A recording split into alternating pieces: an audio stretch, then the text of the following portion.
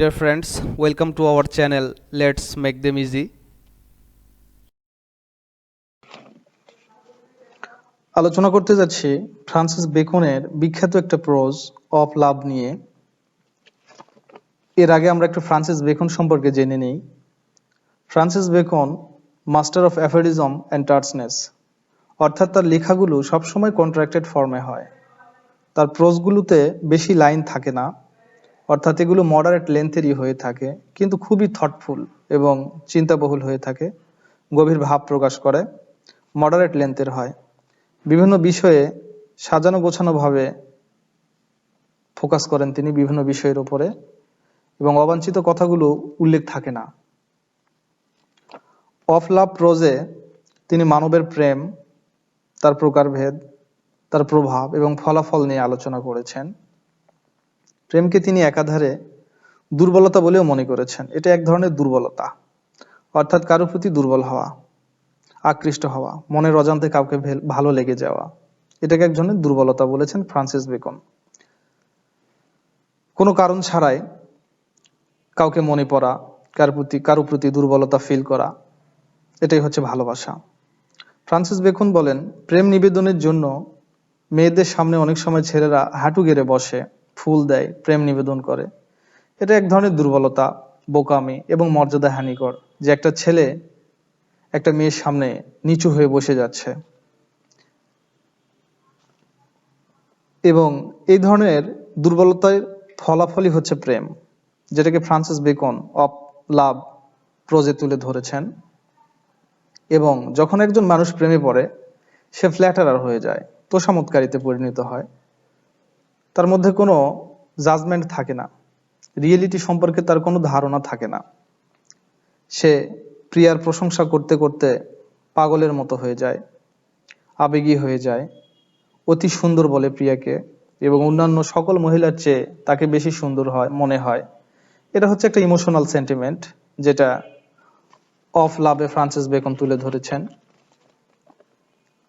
প্রেমে পড়ে মানুষ পৃথিবী বা বাহিরের জগৎ সম্পর্কে ধারণা হারায়, অর্থাৎ তারা উদাসীন হয়ে যায়। তাদের চিন্তাধারা সীমাবদ্ধ থাকে ছোট্ট পরিসরে, কারো প্রতি বা কোনো মেয়ের প্রতি। প্রেমে পড়লে আমরা যেমন প্রেমিকাকে নিয়ে কবিতা লিখি, গল্প লিখি, এবং ভাবধারাটা তাকে নিয়েই থাকে, এবং আমরা তার মধ্যে সীমাবদ্ধ থাকি, তাকে নিয়ে ভাবি, তার পরিবারকে নিয়ে ভাবি, এগুলি আমাদের মনের মধ্যে ঘোরপাক খায়। এছাড়া আমরা আর কিছুই ভাবতে পারি না। এটা এক ধরনের সীমাবদ্ধতাকে বুঝিয়েছেন ফ্রান্সিস বেকন। এবং প্রেম মানুষকে অবহেলা, দুর্যোগ, ভোগান্তি, অপমান ছাড়া আর কিছুই দিতে পারে না। ফ্রান্সিস বেকন বলেছেন, বোকাদের মধ্যে প্রেমের প্রবণতাটা বেশি থাকে।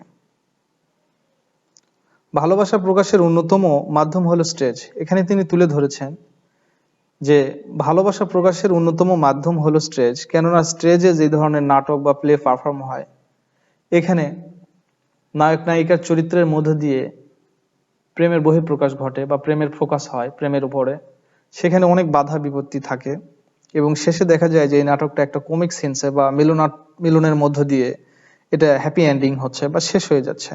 কিন্তু বাস্তব জীবনে কিন্তু প্রেমের ধরন প্রকরণ এমন না। বাস্তব জীবনে অনেক বাধা থাকে।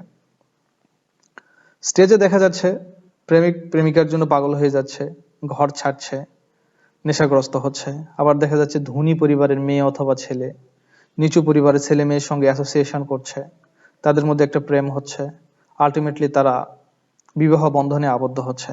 এখানে কমিক সিনসে শেষের দিকে সেই সমস্যাগুলোকে আর বড় করে দেখা হয় না, সমস্যাগুলোকে ছোট করে দেখা হয়, এবং তাদের মিলনের পথে কোনো বাধা থাকে না। এটা হচ্ছে স্টেজে নাটকের একটা বিশেষ গুণ। কিন্তু বেকন বলেছেন, বাস্তব জীবনে এর তেমন কোনো মিল নেই। বাস্তবে প্রেম সবসময় ক্ষেত্রে ব্যর্থ হয়, পরাজিত হয়, এবং প্রতিকূল পরিবেশে হারিয়ে যায়। এবং প্রেমের ফলাফলই হচ্ছে ঘৃণা, অবজ্ঞা, মানুষের কাছে ছোট হওয়া, হেয় প্রতিপন্ন হওয়া। এটা হচ্ছে বাস্তবতা, প্রেমের বাস্তবতা। ফ্রান্সিস বেকন বলেছেন, একজন মানুষ একই সাথে প্রেমিক এবং জ্ঞানী হতে পারে না। তিনি মনে করেন দুটি কারণে প্রেমিক জ্ঞানী হতে পারে না।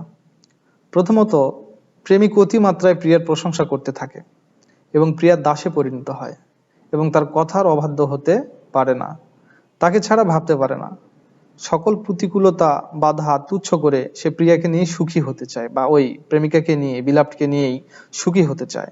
এটা হচ্ছে প্রথম কারণ। দ্বিতীয় কারণ হচ্ছে যে প্রেমে পড়লে মানুষ হিতাহিত জ্ঞান হারায় এবং গর্বিত হয়ে যায়, না বুঝে সে গর্বিত বোধ করে বা অহংকারী হয়ে যায়। বাস্তবতা সম্পর্কে তার কোনো ক্যালকুলেশন থাকে না। এই দুই দিক থেকে তিনি বোঝাতে চেয়েছেন যে অ্যাট এ টাইমে একজন প্রেমিক, লাভার এবং ওয়াইজ ম্যান এই দুটি হতে পারে না। প্রেম মানুষকে বুদ্ধিহীন করে, নির্লজ্জ এবং সবার কাছেই অবহেলিত হিসাবে বিবেচিত করে।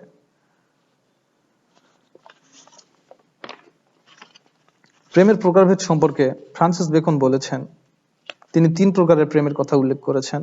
নাফসিয়াল লাভ, যেটা বৈবাহিক ভালোবাসা; ফ্রেন্ডলি লাভ, বন্ধুত্বপূর্ণ ভালোবাসা; এবং ওয়ান্টন লাভ, অনৈতিক বা অসৎ ভালোবাসা। তো নাফসিয়াল লাভ সম্পর্কে তিনি বলেছেন, এটি একটা উৎকৃষ্ট ধরনের লাভ, এই নাফসিয়াল বা বৈবাহিক ভালোবাসা, যেটা বিয়ের পরে সৃষ্টি হয়।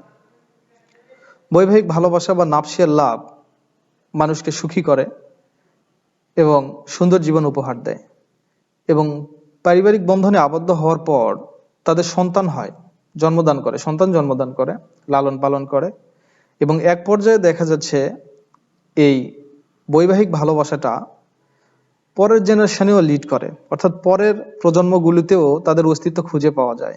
এই ভালোবাসা মানুষকে মানবিক করে তোলে এবং একজন পুরুষ তার সন্তান বা পরের প্রজন্মর মধ্যেই তার ফিউচার দেখতে পায়। এটা হচ্ছে এই ওয়ান্টন লাভ, যেটাকে ফ্রান্সিস বেকন একটা সর্বোৎকৃষ্ট ভালোবাসা বলে উল্লেখ করেছেন, যেটা সবচেয়ে ভালো মানের একটা ভালোবাসা, ওয়ান্টন লাভ। এরপরে তিনি দ্বিতীয় ধরনের ভালোবাসার কথা বলেছেন, যেটা ফ্রেন্ডলি লাভ। এই ফ্রেন্ডলি লাভ বৃহৎ পরিসরের একটা লাভ। এই লাভ দু একজনের মধ্যে সীমাবদ্ধ থাকে না, একটা কমিউনিটির মধ্যে থাকে, একটা গ্রুপের মধ্যে বা একটা গোষ্ঠীর মধ্যে এই লাভটা ছড়িয়ে যায়, যে মানুষের মধ্যে ভালোবাসা বহিঃপ্রকাশ ঘটে বা ভালোবাসার যে বিস্তার লাভ করে। এটা হচ্ছে ফ্রেন্ডলি লাভ, বন্ধুত্বপূর্ণ ভালোবাসা, যেটা ব্যক্তির ব্যক্তিত্ব প্রকাশ করে, তার সৎ গুণ প্রকাশ করে, বা এই কমিউনিটি বা সম্প্রদায়ের মধ্যে নিজেকে উন্নত বলে বিবেচিত করে তার আচরণের কারণে। এই ভালোবাসাও মোটামুটি দ্বিতীয় পর্যায়ের ভালোবাসা বলে তিনি উল্লেখ করেছেন, এটাও ভালো, দ্বিতীয় স্তরের ভালোবাসা। সর্বশেষ তিনি যে ভালোবাসার কথা উল্লেখ করেছেন সেটা হচ্ছে ওয়ান্টন লাভ, অনৈতিক ভালোবাসা। কবি ফ্রান্সিস বেকন এটাকে ওয়ার্স্ট কাইন্ড অফ লাভ বলে উল্লেখ করেছেন, মানে নোংরা, জঘন্য প্রকৃতির একটা ভালোবাসা। এই ভালোবাসার মধ্যে ছলনা থাকতে পারে, হিপোক্রেসি থাকতে পারে, সেলফ ইন্টারেস্ট, স্বার্থপরতা থাকতে পারে। এটা নিকৃষ্ট, মানে ওয়ার্স্ট প্রসেসের একটা লাভ এটা। তিনি এই ধরনের ভালোবাসাকে এড়িয়ে যাওয়ার পরামর্শ দিয়েছেন, এই প্রতারণাকে এড়িয়ে যাওয়ার কথা বলেছেন। এই ধরনের ভালোবাসা মানুষকে হতাশ করে, বিপদগ্রস্ত করে, দ্বিধাগ্রস্ত করে। পরস্পরের প্রতি যে ভালোবাসা, ভালো লাগা থাকে, বিশ্বাস থাকে, এটা হারিয়ে যায়। এই অনৈতিক ভালোবাসা মানুষের মধ্যে সন্দেহ, দ্বিধাগ্রস্ত করে তোলে, করে তোলে। ধর্ম ধার্মিকতা থাকে না এই অনৈতিক ভালোবাসার কারণে। এর ফলে মানুষের মনে থেকে বা মনে যে একটা ভালোবাসার স্থান রয়েছে বা জায়গা রয়েছে, এটা মানুষ খুঁজে পায় না এবং এটাকে মানুষ মন্দ মনে করে। এই ধরনের ভালোবাসার কথা শুনলেই মানুষ অস্বস্তি ফিল করে বা একটা মন্দ ধরনের ফিলিংস আসে এই ধরনের ভালোবাসা নিয়ে। তো ফ্রান্সিস বেকনের এই ভালোবাসার 3টি প্রকারভেদ, এটাই ছিল এই প্রোজের মূল বিষয়বস্তু। এবং একজন মানুষ প্রেমিক হলে তার মধ্যে কি ধরনের পরিবর্তন ঘটে, বাস্তবতা সম্পর্কে তার কি রূপ ধারণা থাকে, প্রেমিক প্রেমিকা বা তার পরিবার সম্পর্কে তার কি ধারণা হয়, সে আকাশ কুসুম চিন্তা করতে থাকে, একটা সেন্টিমেন্টাল অবস্থা, তার ইমোশনাল মুভমেন্ট বেশি হয় তার মধ্যে। সেখানে বাস্তবতার পরিমাণটা অনেক বেশি থাকে না, শুধু আবেগই থাকে, বিবেক থাকে না। আবেগের বশবর্তী হয়ে সে বিভিন্ন ধরনের কাজকর্ম করে। এটাই হচ্ছে ফ্রান্সিস বেকন অফ লাভের মূল বিষয়বস্তু। আলোচনা এতটুকুই ছিল। যদি ভালো লেগে থাকে অবশ্যই লাইক, কমেন্ট করবেন, শেয়ার করবেন, চ্যানেলটিকে সাবস্ক্রাইব করবেন। এবং যদি অন্য কোনো ভিডিও দরকার হয় তাহলে যদি আপনারা আমাদেরকে বলেন বা চান, তাহলে আমরা সেই ধরনের টপিক বা ভিডিও তৈরি করবো ইনশাল্লাহ। তো ধন্যবাদ সবাইকে সাথে থাকার জন্য।